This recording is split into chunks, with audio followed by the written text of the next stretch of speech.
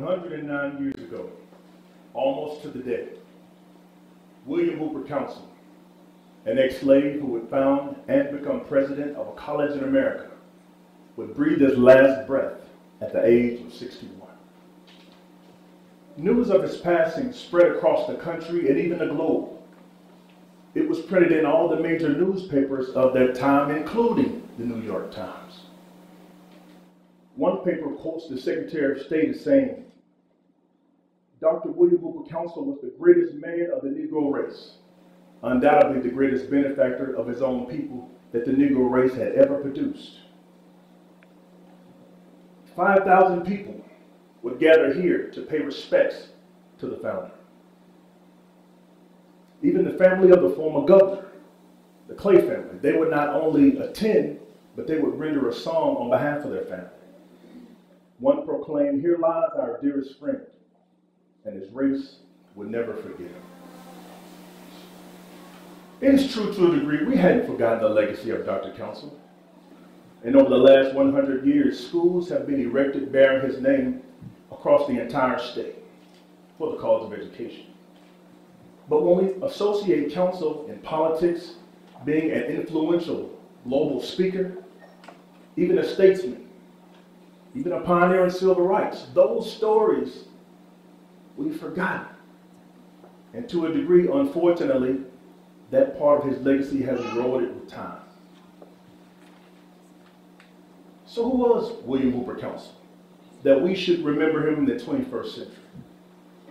What did he do? Where did he come from? William Hooper Councill was born in 1848 on the slave plantation in Fayetteville, North Carolina.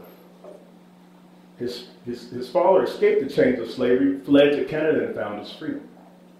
Financial issues occurred on the plantation, causing slave traders to take them from North Carolina to Richmond, Virginia. There, 2 of Councill's oldest brothers will be sold, never to be heard from again. However, his mother, his youngest brother Cicero, and Councill will be taken from slave traders to the Deep South here at Green Bottom Inn. Green Bottom Inn was one of the first hotels in the state of Alabama. Built by a Revolutionary War soldier, it received its notoriety with 3 U.S. presidents staying here: James Monroe, James K. Polk, and Andrew Jackson. With the state of Alabama currently preparing for its bicentennial, it was here where President Monroe would be entertained. He would meet at Green Bottom Inn to give confidence to the constituents that it was a good idea that Alabama would come into the Union. President Jackson, on the other end, loved horses. The owner of the hotel was a horse breeder. One evening, they would have a friendly wager to see whose horse could out-defeat the other. In a matter of moments, President Jackson would lose $20,000 just like that. We can simply look out of the window and see the previously trotted trail at Green Bottom's racetrack. But I'd like to bring your attention to the photo of Green Bottom Inn. Off the frame, but just adjacent to the sidewalk. It too was a previously trotted trail, slave trail. Trail where slaves would travel from the Virginias and the Carolinas to be sold here at Green Bottom. Among those numbers will be Councill, his mother, and youngest brother, sold here. Who would have thought? At the age of 9, Dr. Councill would see Green Bottom Inn and it would serve as an auction block for him. But at age 44, he would return to the same place and establish and build upon his educational legacy. However, that wouldn't be the case that day. And in 1859, he'd be purchased by the Madison County Judge D.C. Humphreys, forced to till the cotton and cornfields of North Alabama. Apart from the typical agriculture work as a slave, Dr. Councill was also forced to serve as a nurse inside of the home, where his #1 job was simply to keep the baby from crying. However, with one arm, he rocked the baby, but with the other hand, he flipped in between newspapers and old books.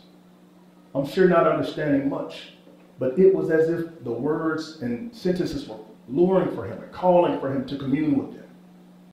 And it was as in slavery, where Councill would sow the seeds of knowledge and wisdom that we see has produced a mighty forest today.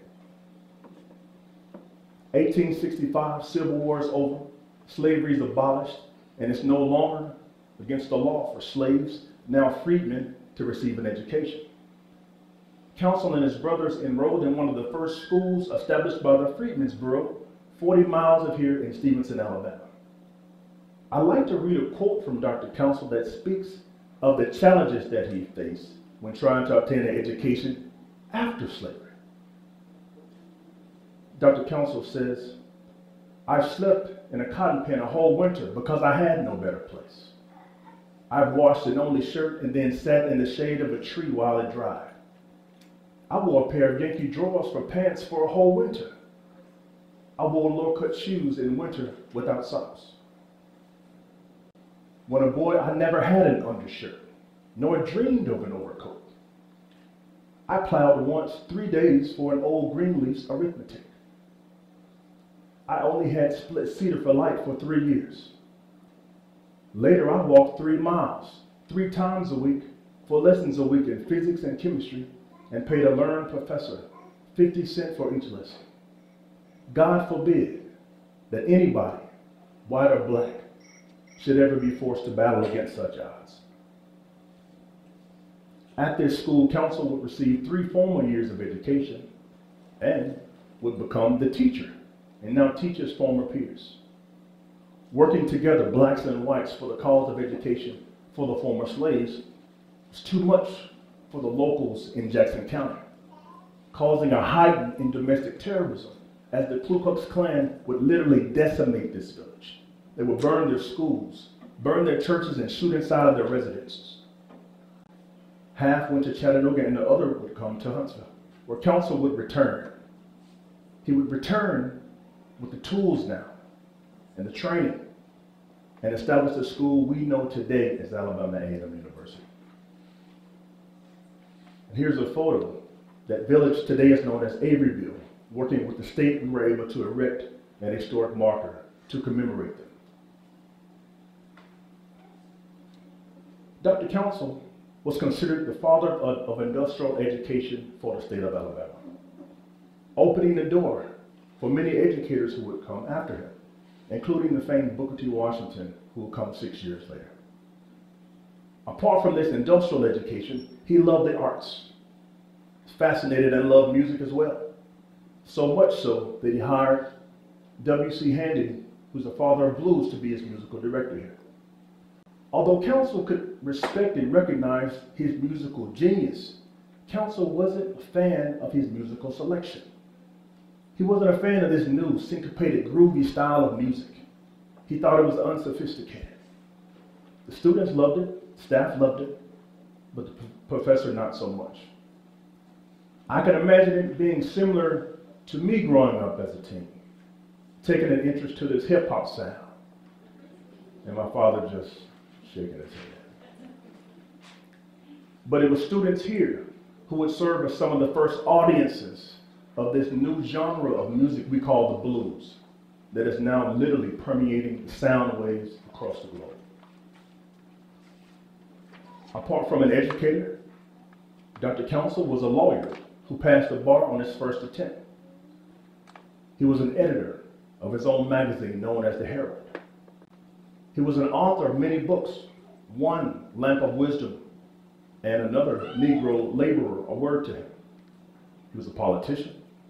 He was a preacher or religious leader in the African Methodist Episcopal Church. He was a speaker, a Chautauqua speaker. He spoke once at the World Fair, great, vast event, and it was here where his name would literally be catapulted on an international scale.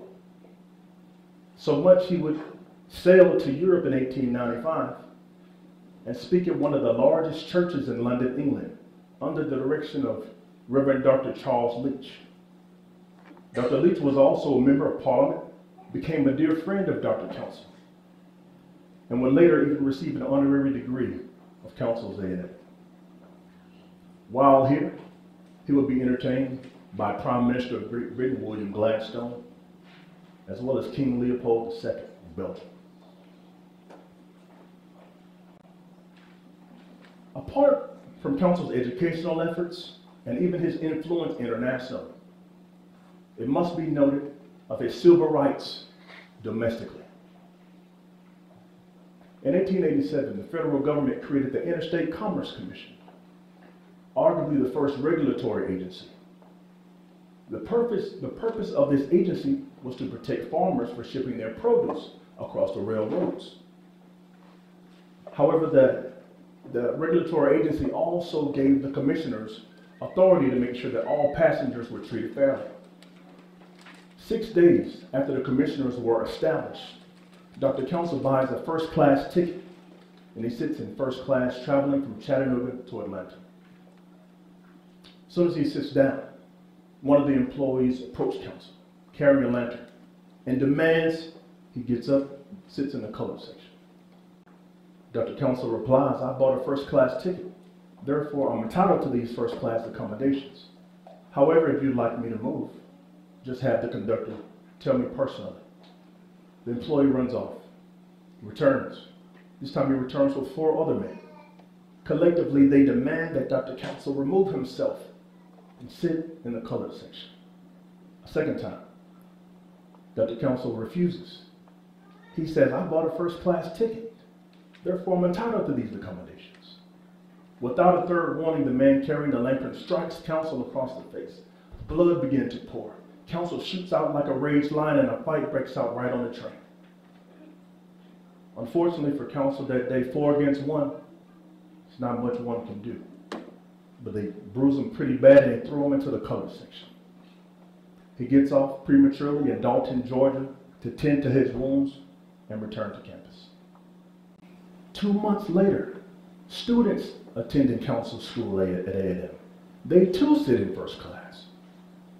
With these 2 train incidents occurring so close together, Councill is accused of teaching social equality at his school and is given 2 choices. He can stay as head of Alabama A&M and will abolish the school by the next legislative session, or he can save the school and resign.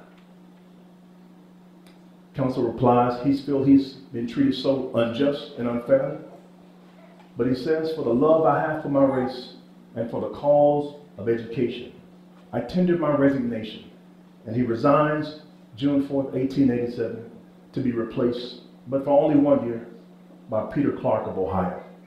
He's an abolitionist, educator of Ohio, and a friend of Frederick Douglass. Phenomenal educator in his own right, but he would replace Councill for 1 year. While away from the office, Dr. Councill attempts to sue the federal government for how he was treated along the train. He knows he's not going to get awarded damages, but he attempts because he knows discriminatory practices. December of that year, they don't award the $25,000 as he requested, but they do send a ruling down from the Washington, D.C. that says if blacks or anyone buy a first-class ticket, they have to be treated with equal and fair accommodations. This is a victory for civil rights when traveling along the trains. And for that, we have to thank Dr. William Hooper Councill. This predates the famous court case of Homer versus Plessy. And because of Dr. Councill, he creates the doctrine of separate but equal 9 years prior. What an example. One man who would rise from slavery's chains, defy the odds, and literally triumph over all obstacles, and obtain greatness in the homeland as well as greatness abroad. Councill's life, it validates the aphorism that one can truly start here and go anywhere. However, there's an African proverb that I love. It says, until lions have their own historians, tales of the hunt will always glorify the hunter. So I submit to you today, lions, tell your own story.